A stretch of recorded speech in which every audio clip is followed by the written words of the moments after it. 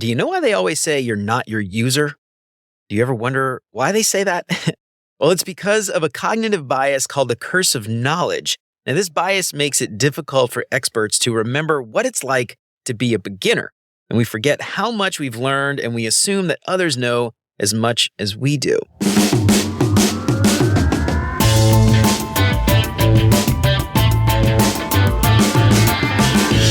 Now, for a long time, I worked in an incredibly complex industry. And when I first started out, it was like I was barely able to keep up with everybody else. I usually had no idea what they were talking about or what was going on.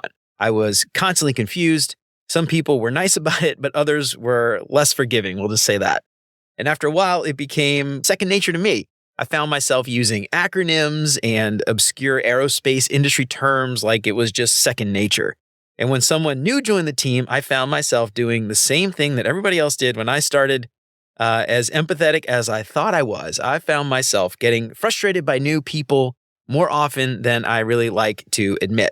And the curse of knowledge affects all of us, right? Team leads, we assume everybody else understands complex strategies that we do. Seniors, we tend to forget how challenging new concepts can be. Stakeholders will push for features that make sense only to them and nobody else. Industry veterans might use acronyms and jargon that other colleagues don't understand. And it's important for us to remember that people don't always understand the same things that we understand. Remember, you're not your audience. So the curse of knowledge, we tend to underestimate how our accumulated knowledge influences our perception and communication. And this makes it challenging for us to share information effectively with others with different backgrounds or expertise. So the curse of knowledge is a cognitive bias that occurs when we communicate with others and we assume they have the background to understand. Colin Carmer, George Lowenstein, and Martin Weber first described this bias in a 1989 paper called The Curse of Knowledge in Economic Settings and Experimental Analysis. The concept gained prominence through a series of experiments by Elizabeth Newton at Stanford University back in 1990. And Newton's experiment involved a simple but revealing task. Participants were assigned roles as either tappers or listeners. So tappers, like tapping on a table. Tappers were asked to tap out the rhythm of a well-known song, while other listeners tried to identify the song as the first person tapped. So the tappers knew the song, the listeners did not. The tappers predicted that listeners would guess correctly about 50% of the time, but in reality, listeners only identified the song correctly about 2.5% of the time. So I'm not good at math. What is that? 97.5% of the time they got it wrong. Now, this stark difference between prediction and reality demonstrates how knowledge of something, and in this case, the song, creates the illusion that the information should be obvious to other people. The tappers could hear music in their heads as they tapped, but the listeners only listened to a series of disconnected taps. And this is probably why my wife can't stand it when I tap, when I've got the music in my head and I'm constantly tapping. It drives her crazy. The implications of this bias, they extend far beyond just simple communication exercises, right? So it's been observed in various fields, from education and management to product design and marketing. Now, the curse of knowledge highlights the challenges that experts face when they're sharing their expertise or creating products for those with less knowledge in their field.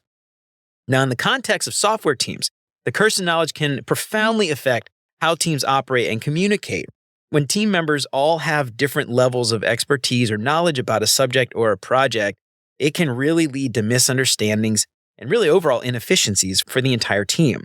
Now, for example, engineers might struggle to explain technical concepts to designers or marketers who might lack that same technical background. Now, obviously, this can result in miscommunication, but it can also lead to design decisions that don't align with technical constraints because people didn't understand it, or marketing messages that don't really represent the product's capabilities. Stakeholders, they might be deeply familiar with the product. They might urge the team to build features that make sense to them in their head, but are just absolutely confusing to new users. They might incorrectly assume that users will just intuitively understand how to navigate it when they don't actually understand it at all. In team dynamics, the curse of knowledge can create friction between team members with different areas of expertise or different levels of expertise. For instance, a senior team member might become frustrated with the junior designer who doesn't grasp concepts as quickly, and they just forget their own learning curve when they were starting out. So what can you do about it? Well, here are a few things that you can do to help alleviate the curse of knowledge on your own team. So first, recognize your own experience. Just be aware that your knowledge and your experience has shaped your perspective, and understand that what seems really obvious or straightforward to you is probably not as apparent to others who don't share your specific background. Make sure you empathize with your audience, not just users, your audience, the people in your team. Put yourself in the shoes of your team members, your stakeholders, and even the users who might not have the same level of knowledge that you do. And try to remember what it was like before you gained all that expertise yourself. And this is something I say all the time: use clear, jargon-free language. Avoid technical or industry-specific terms when you're communicating with your team or stakeholders, especially when they have different backgrounds. Always opt for plain language and provide context when you're introducing new concepts. This is something my good buddy Derek always does. I think it's amazing. Use analogies and metaphors. Try to find parallels to more common experiences or ideas when you're talking about complex concepts. And this technique can really help bridge the gap between expert knowledge and that novice understanding, and it makes information that much more accessible to a wider audience. And then lastly, encourage questions and feedback. Create an environment where team members feel comfortable. They feel safe asking for clarification and asking stupid questions, and regularly check for understanding. Ask people, does that make sense? Invite feedback on your explanations or ideas. So always ask. If you need more information, make sure to reach out. All right.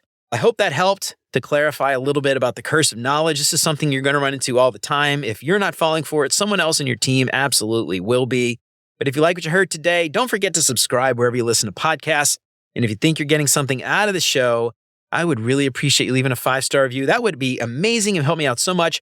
If you want to pick up some big, beautiful art prints that highlight a few of these select biases, head on over to beyonduxdesign.com/shop and use the code LISTENER to get 10% off your entire order. And if you have a favorite bias that you want to see in print, let me know. I'd be happy to take requests. Don't forget to sign up for the newsletter and check out all the past episodes at beyonduxdesign.com. And for a full list of the Cognition Catalog, don't miss cognitioncatalog.com. Until next time, remember, you're more than a designer because there's more to UX and design. I'll see you around. Take care, y'all.